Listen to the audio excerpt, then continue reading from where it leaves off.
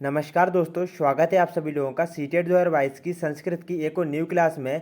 तो दोस्तों आज की इस क्लास में हम लोग संस्कृत पेडागोजी के 15 इंपॉर्टेंट क्वेश्चंस को डिस्कस करने वाले हैं, जो कि सीटेट ही नहीं बल्कि जितने भी टेट एग्जाम्स हैं ना उन सभी के पॉइंट ऑफ व्यू से काफ़ी ज़्यादा इंपॉर्टेंट है। यदि गाइज आप लोगों ने संस्कृत पेडागोजी की लास्ट 2 क्लासेस को नहीं देखा है तो आप सभी लोगों को डिस्क्रिप्शन और साथ ही में दोस्तों ऊपर आई बटन में प्ले लिस्ट का लिंक मिल जाएगा, तो वहाँ से जाकर आप सभी लोग उन क्लासेस को भी देख लें। तो चलिए दोस्तों क्लास को स्टार्ट कर लेते हैं, चलते हैं हमारे पहले क्वेश्चन की ओर। उससे पहले दोस्तों जो भी हमारे चैनल पर पहली बार आए हैं प्लीज़ चैनल को सब्सक्राइब कर लें और साथ ही में लाइक करें, बेल आइकन को प्रेस करके ऑल के बटन पर सेट कर लें। तो दोस्तों देखिएगा, एक बात हम आपको बता दें कि यदि आपको संस्कृत अच्छे से नहीं आती, आप फिर भी दोस्तों संस्कृत में अच्छे से अच्छे नंबर ला सकते हैं। बस दोस्तों आपको क्या करना है, आपको हमारी जो क्लासेस है ना उनको कंटिन्यू ज्वाइन करते जाना है। चलिए तो दोस्तों यहाँ पर देख लेते हैं, पहला क्वेश्चन देखेंगे।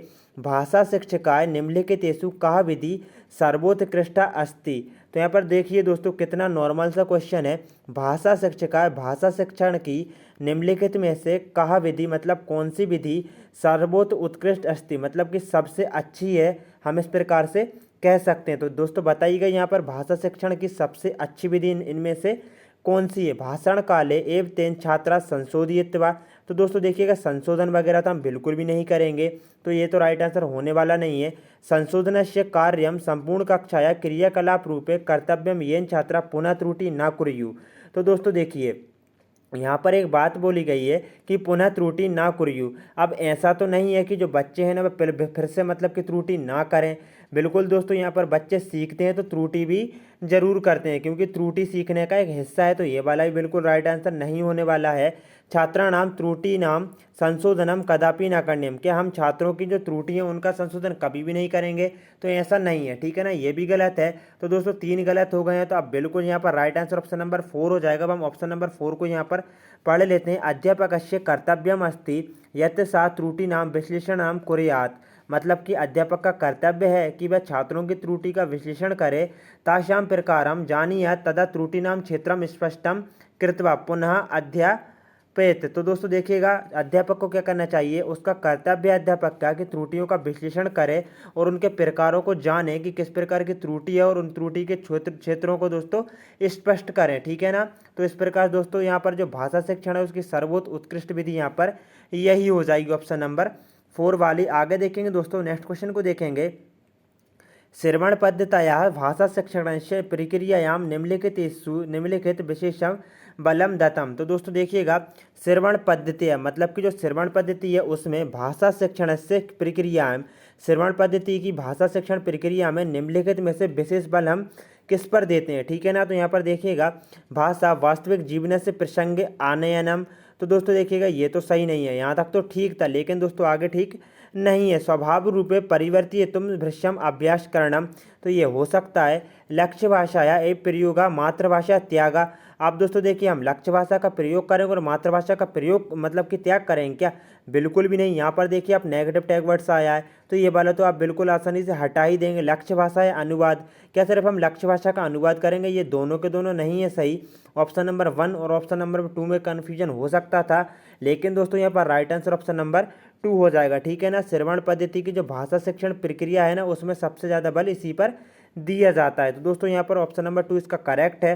नेक्स्ट क्वेश्चन को देखेंगे दोस्तों, यहाँ पर नेक्स्ट क्वेश्चन है भाषा शिक्षक रूपे अस्माभि साफल्येन शब्दकोशस्य प्रयोग कर्तव्य। तो दोस्तों देखिएगा भाषा शिक्षक के रूप में हम लोग एक मतलब कि जो शब्दकोश है उसका दोस्तों अच्छे से अच्छे शब्दकोश प्रयोग करने का कर्तव्य रहता है शिक्षक का।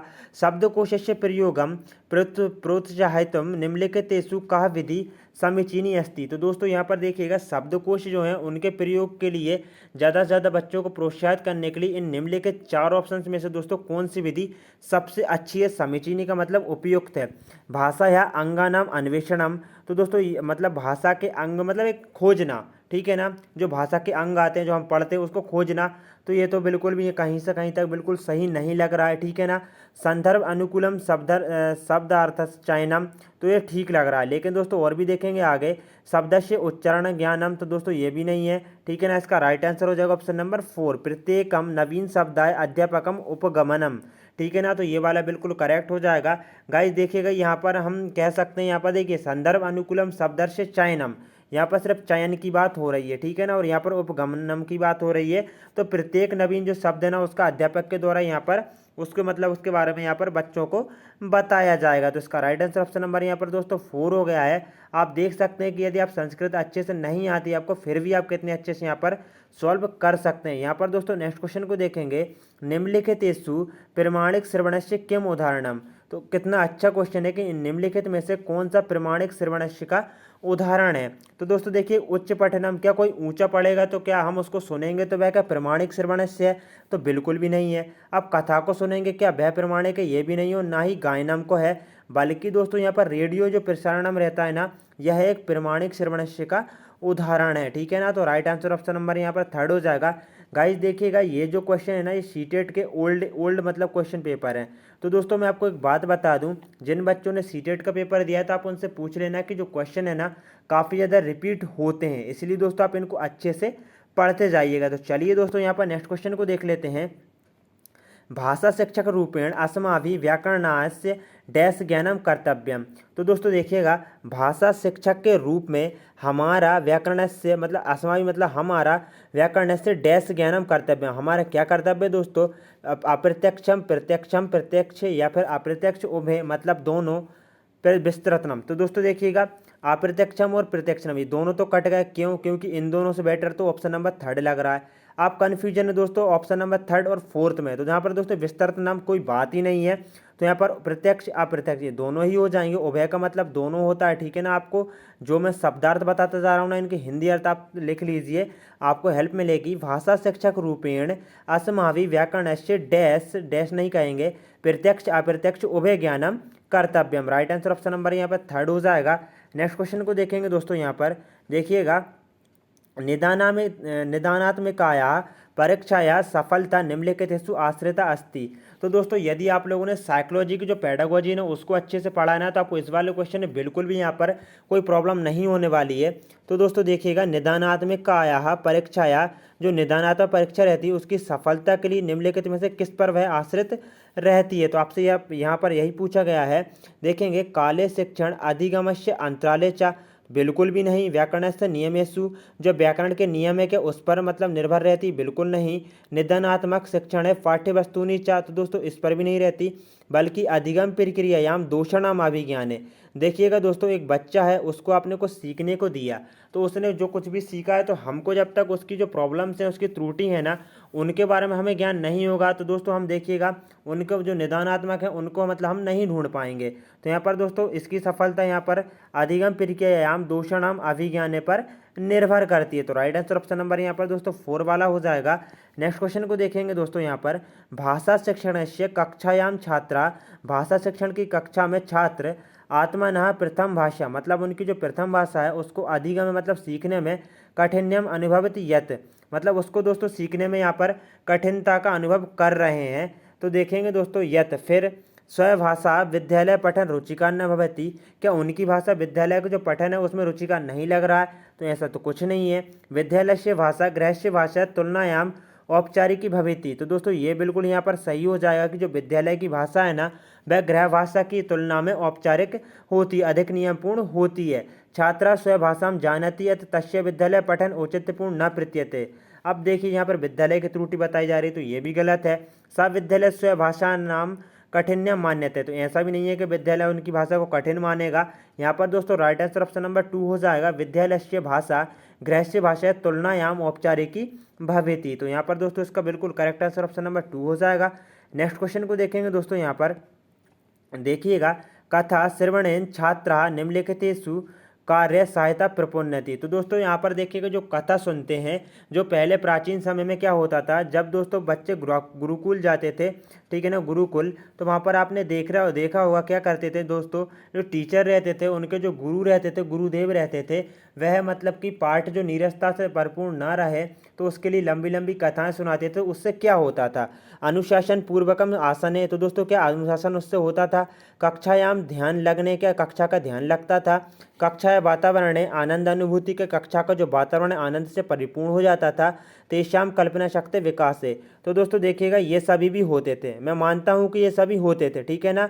लेकिन दोस्तों हम बता दें आपको कि हमको सबसे बेटर ऑप्शन को यहाँ पर सिलेक्ट करना है, तो इससे दोस्तों कल्पना शक्ति का विकास होता था। मान लीजिए टीचर आपको कोई कथा सुना रहा है जंगल की, ठीक है ना, तो आप उस जंगल की पिक्चर आपके माइंड में बन जाएगी। तो इस प्रकार से आपकी जो कल्पना शक्ति ना उसका विकास होता है। कथा श्रवणेन छात्रा, ठीक है ना, कल्पना शक्ति विकास कार्यम सहायता प्रोपोन्नति। तो यहाँ पर राइट आंसर ऑप्शन नंबर 4 हो जाएगा। दोस्तों नेक्स्ट क्वेश्चन को देखेंगे, छात्राणाम लेखन योग्यतायाः मूल्यांकनस्य सर्वोत्तम विधि अस्ति। कितना अच्छा क्वेश्चन है कि छात्राणाम लेखन योग्यता है, जो छात्र हैं और आप ही हैं, तो आपकी यदि लेखन योग्यता का हम मूल्यांकन करेंगे तो उसके लिए सर्वोत्तम विधि कौन सी है। पाठ्यपुस्तकस्य अध्याये आश्रितानां प्रश्नानां उत्तरदानम समाधानम, क्या दोस्तों ये वाली है। तो आगे देखेंगे दोस्तों यहाँ पर श्रुतलेख क्या सुनकर लिखना, स्व अनुभवन लिखना, स्व अनुभवानाम लिखना, या फिर सुंदर हस्तलेख से प्रतियोगिता।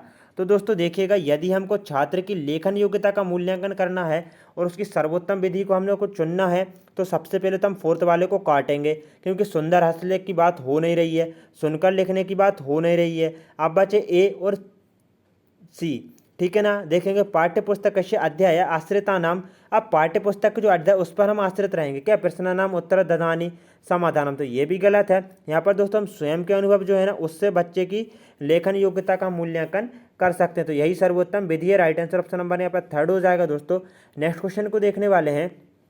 यहाँ पर दोस्तों नेक्स्ट क्वेश्चन को देखिएगा, काफ़ी ज़्यादा इंपॉर्टेंट है। यहाँ पर दोस्तों जो एक क्वेश्चन है वह 2 बार दिया है, तो इसलिए आप दोस्तों यहाँ पर जो मैं आपको यहाँ पर बता रहा हूँ उसी पर फोकस कीजिएगा।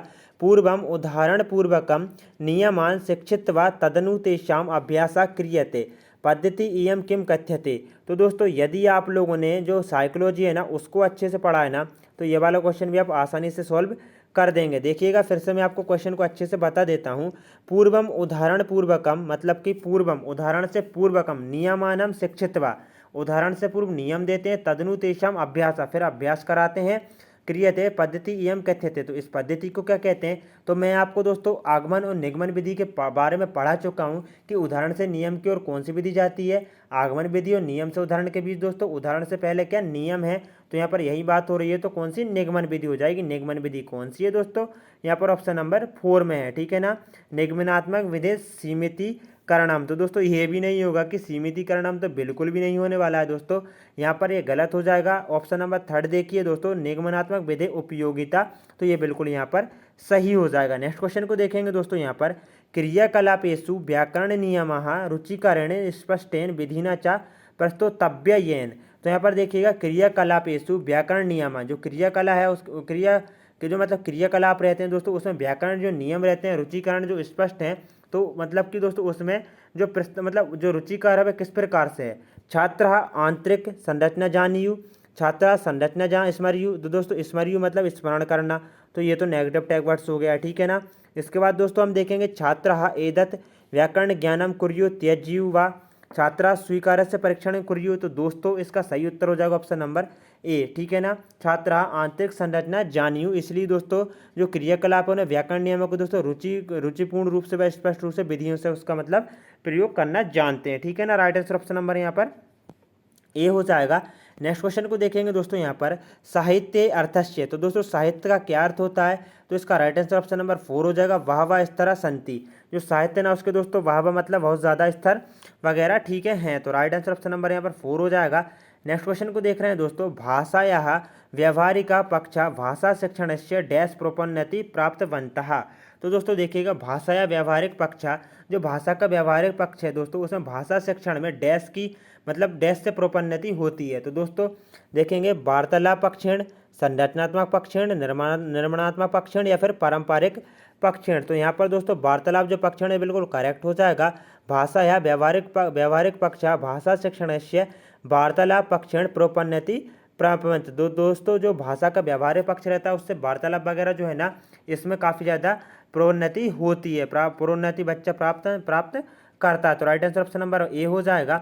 यहाँ पर नेक्स्ट क्वेश्चन को देखेंगे, भाषा कक्षायां साहित्यिक पाठ्य सामग्र्या डैश पठनाय अधिगमाय च प्रयोगः कर्तुं शक्यते। तो दोस्तों देखिएगा जो भाषा कक्षायां की जो साहित्यिक मतलब भाषा कक्षायाम में साहित्यिक जो पाठ्य सामग्री है उसका डैश पठनाय अधिगम च प्रयोग कर्तु शक्य थे। तो सीखने में मतलब किस प्रकार की सामग्री का हम प्रयोग करते हैं, यहाँ पर यही पूछा गया है।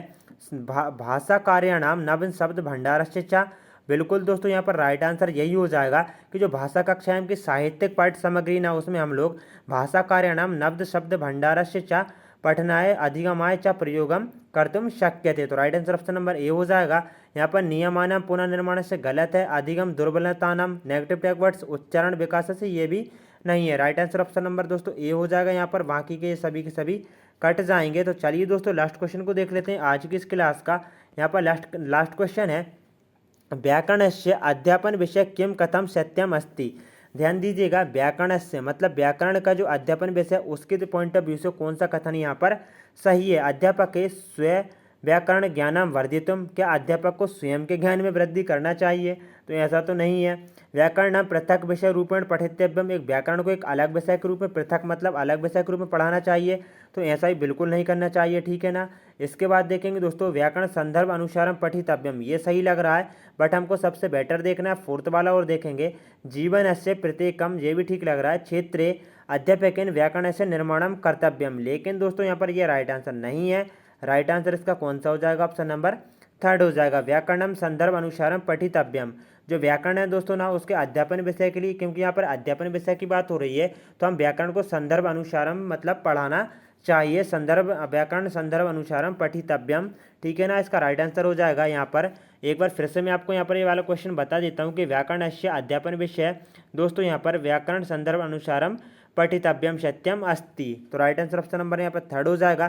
क्लास कैसी लगी दोस्तों, आज की इस क्लास में हम लोग 15 इंपॉर्टेंट क्वेश्चंस को कंप्लीट कर लिया है, जो कि सीटेट ही नहीं बल्कि जितने भी टेट एग्जाम्स हैं ना उन सभी के पॉइंट ऑफ व्यू से मोस्ट इंपॉर्टेंट हैं। तो दोस्तों चैनल को सब्सक्राइब जरूर से कर लेना है, ताकि दोस्तों आपको जो नेक्स्ट क्लासेस है ना उनका नोटिफिकेशन मिलता रहे। जय हिंद दोस्तों, मिलते हैं को न्यू क्लास में।